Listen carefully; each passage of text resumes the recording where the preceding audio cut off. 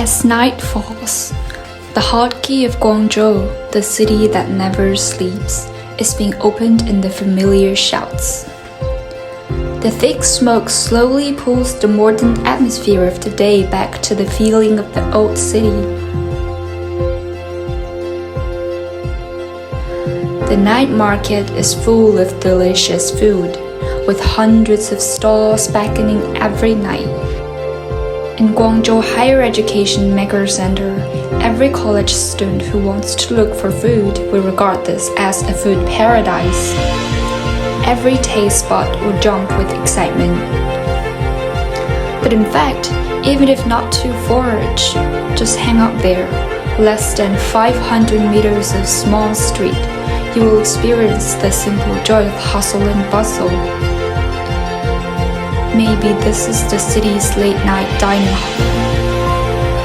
Noisy night, lovely street. There's always a dim light.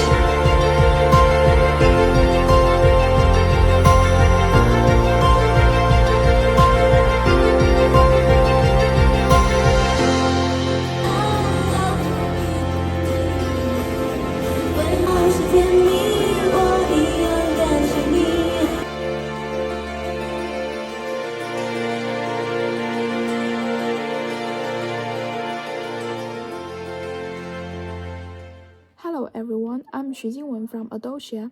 Today I will introduce politics of China to you all.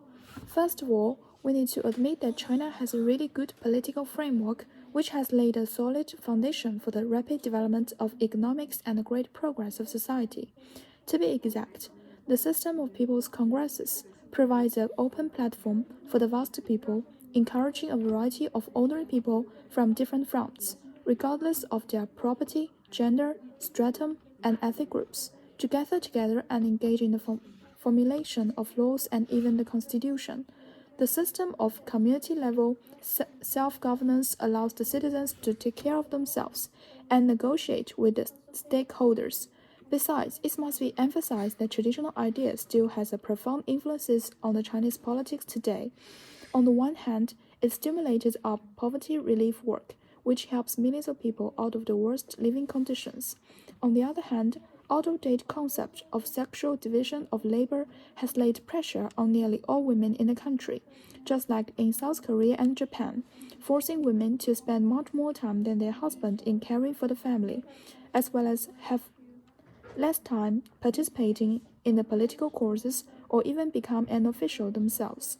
It is stipulated in our laws that there must be at least one female member in the leadership group, and now the reality is that there's always one woman in those groups, which needs changing indeed. That's all. Thank you for listening. Hi, my name is Yao, and I'm a high schooler living in Shenzhen, China. As part of the culture exchange program, I would like to share my personal experience of how China regards gender. Traditionally, China wasn't really a leading nation in gender equality. Women was seen as inferior to men throughout the Chinese history. They mostly were treated as housewives, but sometimes used in a more important way. And yes, the word "use" sounds very bad because the phenomenon itself is very bad and would be unacceptable to the modern society. The more acknowledged use of women is to establish a peaceful relationship between two tribes or conflicting states through marriage. Traditionally, a beautiful young lady will be sent to marry the leader of another tribe, and because the two tribes are now sort of a family, they get along. But that is not to say that Chinese history completely obliterates women. There were famous empresses. There was only one empress, but that's beside the point. There was an empress called Wu Zetian in the Tang Dynasty, and there's genius poem writer Li Qingzhao and the female general Mulan, who had now gained worldwide acknowledgement thanks to her Disney adaptations.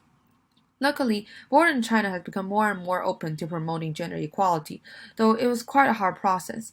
Thankfully for me, I had not personally been mistreated for my gender. aside from some mild stereotypes from the older generation regarding how girls should dress up in dresses and play the piano.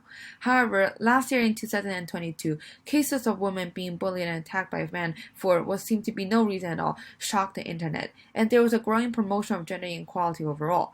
Though the case was somewhat suppressed by the government, it still goes to show that some part of China was still developing a sense of gender equality. And it is also clear that the younger generation of Chinese was also enthusiastic about women's rights. My school even has a feminist club, along with at least 3 clubs about helping the female sex.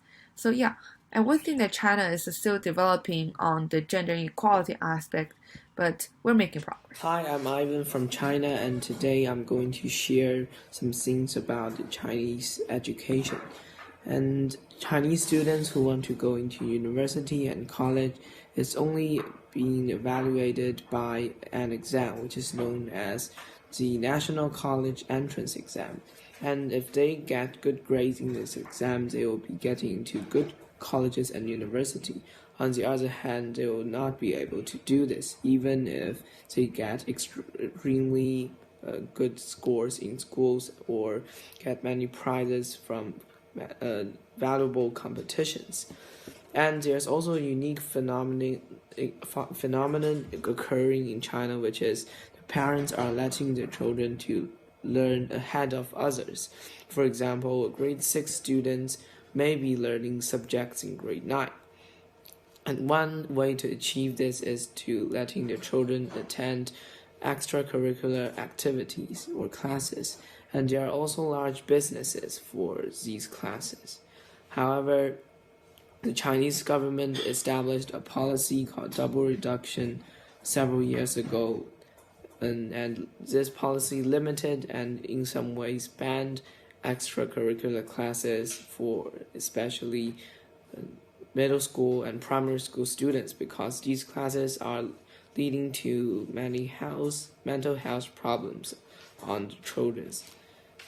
And finally, I believe that I will learn many other things, and especially related to education topics in this activity. Thank you. China pursues a policy of freedom of religious belief. Citizens have both freedom to believe in religion and freedom to not believe in any religion. The essence of policy of freedom of religious belief is to make the issue of religious belief a matter of individuals' free choice. Freedom of religious belief requires that no state organ, public organization, or individual may compel citizens to believe in or not believe in any religion. At the same time, the Constitution's principle of equality also requires no discrimination between citizens who believe in a religion and those who do not. At the same time, it requires no one to use religions to engage in activities that disrupt social order, impair the health of citizens, or interferes with the educational system of the state. Religious organization and religious affairs are not subject to foreign domination. In China, people can freely choose their own beliefs in the annual religious conference, no matter they believe in Allah or ceremony. No matter the religion is well known or not, people from all walks of life will sit together and discuss religious matters together. In my life, I have seen Muslim villages where only belief is sold in the wet market, and central temples with thriving incense, and people of all faiths living together in equality and harmony. I'm sorry that I'm not really know the lives of religious people, but when I see them on the subway, when I see them on the road, I really think that there's no difference between us.